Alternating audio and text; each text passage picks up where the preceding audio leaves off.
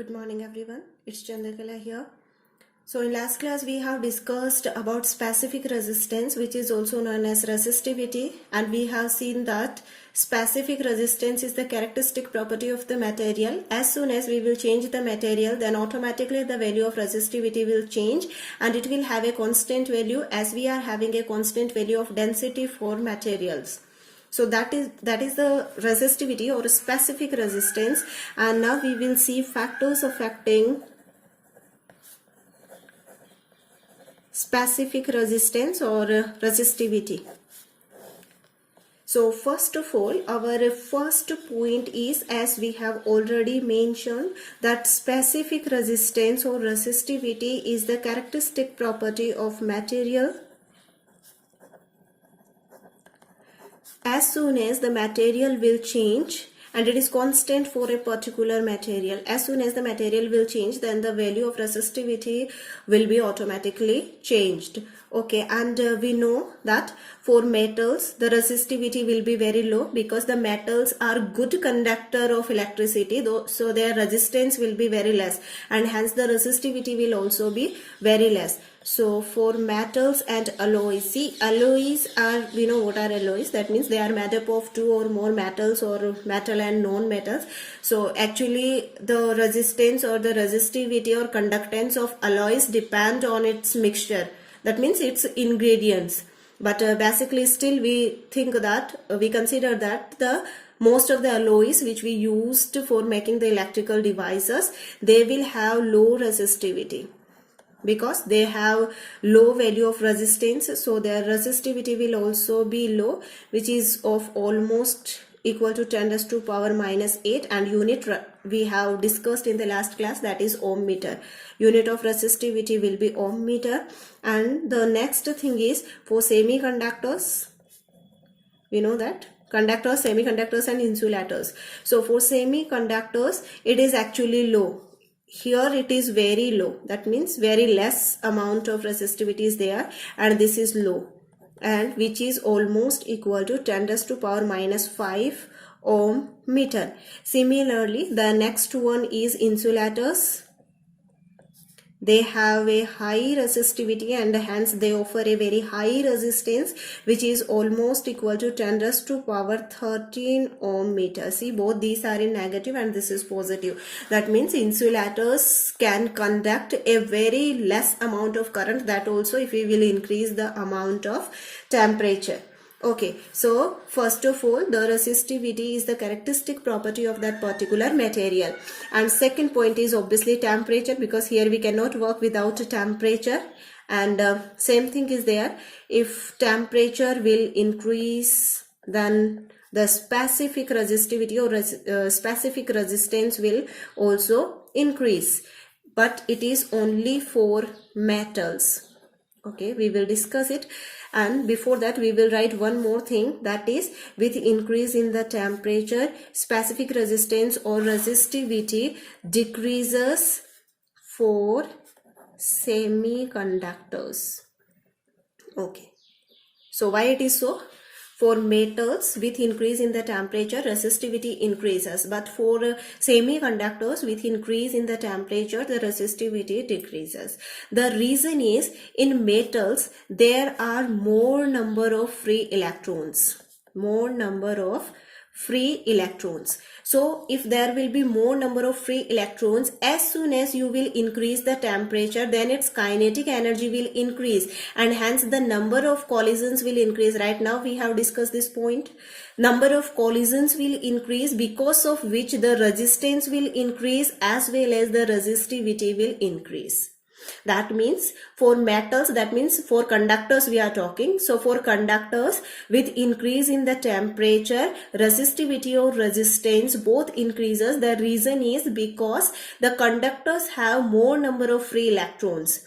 So when on increasing temperature, its kinetic energy will increase up to a large amount, and which will increase the number of collisions. And when the number of collisions will increase, then the resistance will increase, or you can say that resistivity will increase, because if the resistivity will increase, then automatically the resistance will increase. Okay, whereas in the case of semiconductors, the number of free electrons is less. Number of free electrons is less. So when we will increase the temperature, that will increase the kinetic energy of the electrons, which will increase speed of electrons, which will increase the speed of electrons, hence which will increase the amount of current and decrease the resistance, or we can say resistivity. That means it's quite simple as in the case of a conductor and in the case of a semiconductor. Okay, suppose this is conductor and this is semiconductor. Now the thing is, in the case of conductor, there will be more number of free electrons, and if the number of free electrons will be more, then obviously the number of positive ions will also be more, because these electrons are coming out from the atoms of conductor only. That means obviously if the number of free electrons will be more, then the positive ions will be also more.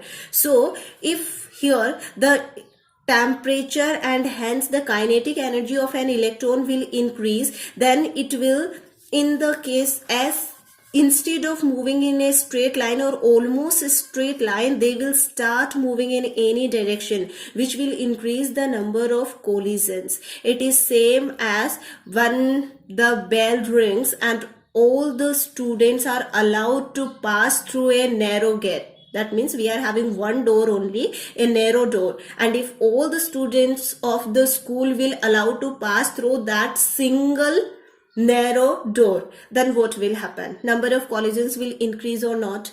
Obviously it will increase, because number of electrons are more. That means obviously the number of students are more and the space is limited. So when they will be freely left there with high amount of kinetic energy, that means if we will say that okay, you are allowed to run, if they will run through that narrow door, then obviously the number of collisions will be more and resistance will be more.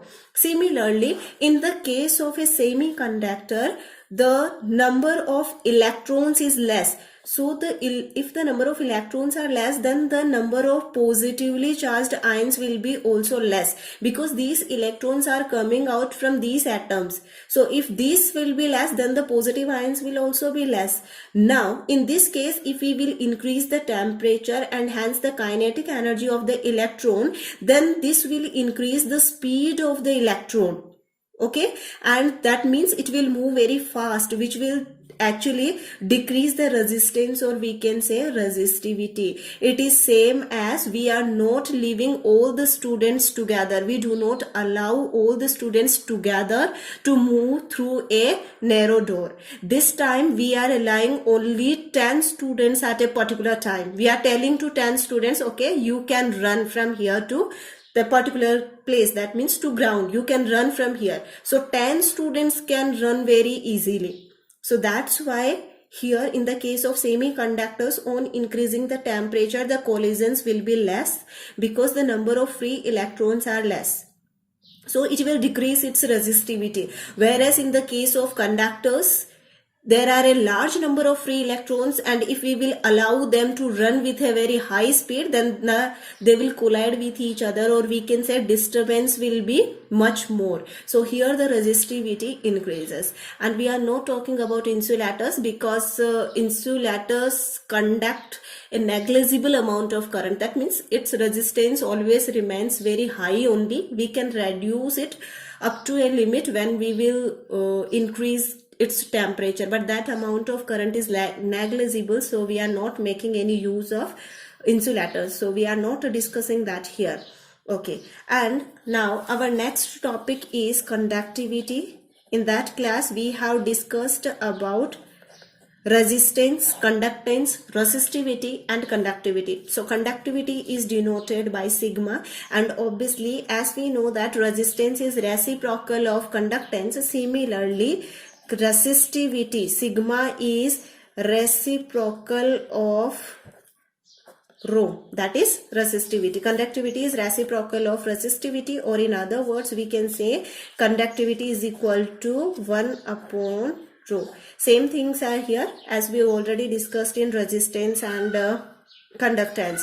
And right now we have calculated formula for resistance. So here the value of conductivity will be just opposite to that, that is L upon Ra. This we will need for deriving its SI unit. Okay, so SI unit of conductivity is equal to length. The SI unit of length is meter. SI unit of resistance is ohm. SI unit of area, pi r square, that is m square, because pi is constant, it is not having any unit, and r is the distance, r square means m square. So it is 1 upon ohm into meter, and we know that in physics we can write it as ohm inverse meter inverse, or nowadays it can be Siemens meter inverse, as you wish. So this is the SI unit of conductivity. Our next topic is actually a theoretical portion, which is for what kind of appliance and what kind of use we will have to make the use of wire. That means the use of conductor and the use of wire for that particular device based on the function of that particular device. That means what actually do you want? Do you want more resistance or do you want more current? Accordingly, we use the wire or the material for a particular thing. And here the first example is actually wire used for electrical connection and power transmission. See, for power transmission we have a separate topic in our one of the chapters. There we will read about it in detail, how the power is produced and then how it is transmitted from one place to another. But here for short, we need a wire or a material of less resistance. Reason we know, if resistance of the wire will be more, then the loss of energy in the form of heat will be more, because if the resistance will be more, then the collisions will be more, and if the collisions will be more, then the production of heat will be more. That means our voltage is wasting in the form of heat. So here we want to reduce that amount of heat produced when the electrical signals or electricity is transferred from one point to another point through the cables or wires. At that time we want minimum amount or negligible amount of heat. We do not want to waste our voltage or current in the form of heat. So we will choose a resistance, a wire or a material which will have low resistance, and obviously it should have low specific resistance, because we know that R is equal to rho L upon A. So if you want low resistance, then this resistivity should be low. So that particular material should have less resistivity and it should be thick, because we have already discussed that if it will be thick, then the resistance will be less. Obviously, length we cannot change. That means if you have to go from here to here, then obviously you will need minimum this much length. You do not have any other option. Right now this is the minimum length. So here length we cannot change, but if we can increase the thickness of the wire so that the resistance can decrease, and we can decrease the value of resistivity. In both cases the resistance will decrease and the loss of heat will decrease. Loss of energy in the form of heat, that will also decrease. So this is the first point. And the second point is, right now in last class actually we have discussed about resistors, okay, which we used in Ohm's experiment. Same resistors. That means for resistors the wire should have a high resistance, and main thing is it should not change with temperature. That means, one second, change with temperature. Practically it's not possible. The temperature will increase, but what we want is we want to reduce it up to minimum level as much as possible. We want to reduce. That means our wire or material should be such that the effect of temperature should make only a negligible change in its resistance, and mainly they are used or made up of alloys, because we have already discussed that alloys can have high resistance or less resistance according to its ingredients and according to our requirements we make it. Okay, and obviously some examples are there. See, these, out of these examples, minimum 2 examples we have to learn in each case, because sometimes directly the name of the material or alloy is used in the exam. They will not write down alloy, they will write down name the material used for resistors, or name the material which are used in the resistors. So at least 1 or 2 examples we have to anyhow remember. So one of these is manganese, and 2-3 examples are given that we have to keep them in mind. And the next one is fuse wire. Actually, we know what is fuse. Fuse actually controls the amount of current flowing in the circuit, because if there is a sudden increase or decrease in the voltage, then the amount of current can also vary, and that can damage the electrical appliance, and it can also cause short circuit. In that case, there can be fire. So actually, this fuse wire is a small wire.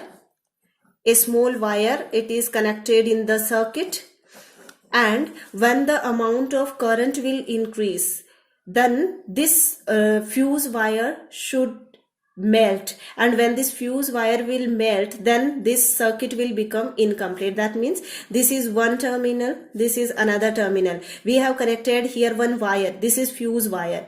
Now this is a complete circuit. We know that for flow of current the circuit should be closed. That means it should be completely closed, then only the amount of current will move from one point to another point. So if anyhow with increase in the voltage or the current, if this fuse will melt down from here, then this time this circuit will become incomplete, and now the current will not flow through the circuit. That means if you have connected a bulb here, then when the fuse will melt, then your current will not reach up to this bulb. That means this bulb or this electrical appliance is safe now. Due to increase or decrease in the voltage, there is no possibility of breakdown of or destroying of these electrical devices, because actually the current is not moving up to this point. So for that, fuse is actually a safety device which prevent us from short circuiting and the appliance from burning. So that is the fuse wire. And here mainly it is made up of alloys. Here lead and tin, 2 examples are given, and we have to remember minimum 2 examples. And because they have high melting point, that means the material from which the fuse wire is made up of, it should have a less melting point, and it should have a high resistance or resistivity. Obviously, that means what? If the resistivity, or we will talk about resistance because resistivity is a particular property. If the resistance of the wire will be more than this wire, see these are 2 wires, fuse is made up of another material, and this connecting wires are another conductors.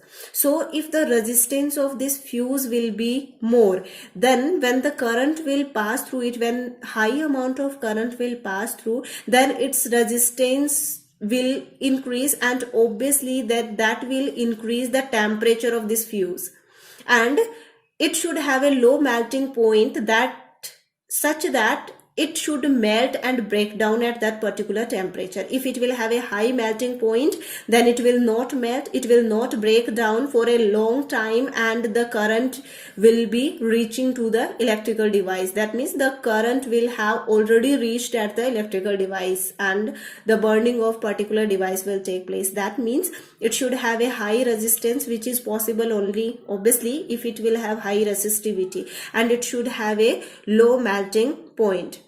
Okay, but this wire is actually a small wire and actually a thin wire, so it should have a very high resistivity, so that as compared to this wire, it can get heated earlier and it can break down earlier than this circuit, so that the connection will break down and the current will not reach to that required particular point. Next is the filament of an electric bulb. Filament of electric bulb. We have already studied about it. That means it is mainly made up of tungsten wire, that we know. The reason is because it has high melting point.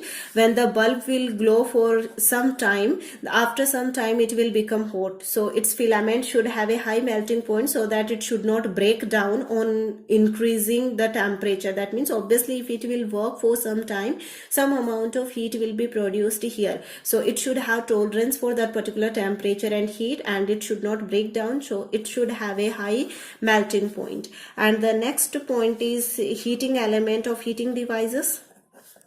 Heating element of heating devices. Heating devices means those devices which give us heating effect. It can be an microwave oven or heater or electric iron. All these are heating devices where we want to produce heat. So here we use a nichrome wire specially, and here its specific resistance should be, that means resistivity should be high, and hence the resistance should be high, because if the resistance of the wire will be more, then the wire can produce more amount of heat.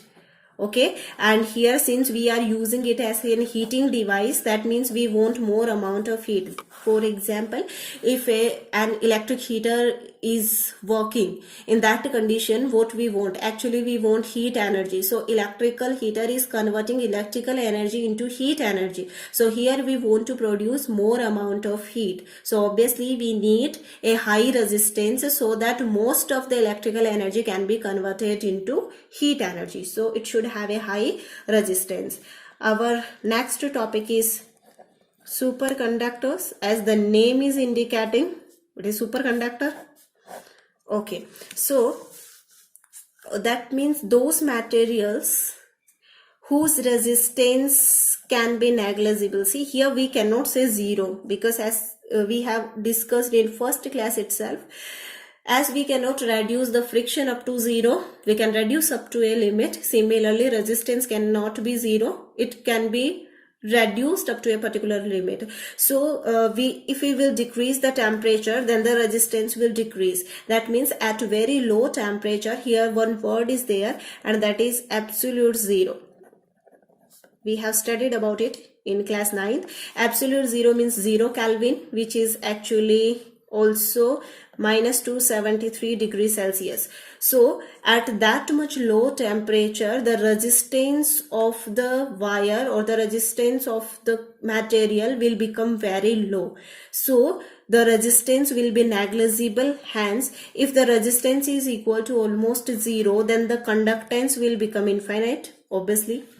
Actually, ideally, this is all possible. Really, practically, it's not possible to reduce the resistance up to 0 and increase the conductance up to infinity, but still. But the first problem here is actually this 0 Kelvin. We cannot, it's very difficult actually to obtain 0 Kelvin. That means that much low temperature. Right now also we are not having, we have not acquired 0 Kelvin. We have acquired only a value nearby it and we consider it as 0 Kelvin. But actually it's not 0 Kelvin. That means that much low temperature is not possible, so we cannot make the use of superconductors in physics. So most of the devices in physics are made up of semiconductors, because there we can vary its resistance and conductance according to our wish with the help of temperature. So these are the superconductors.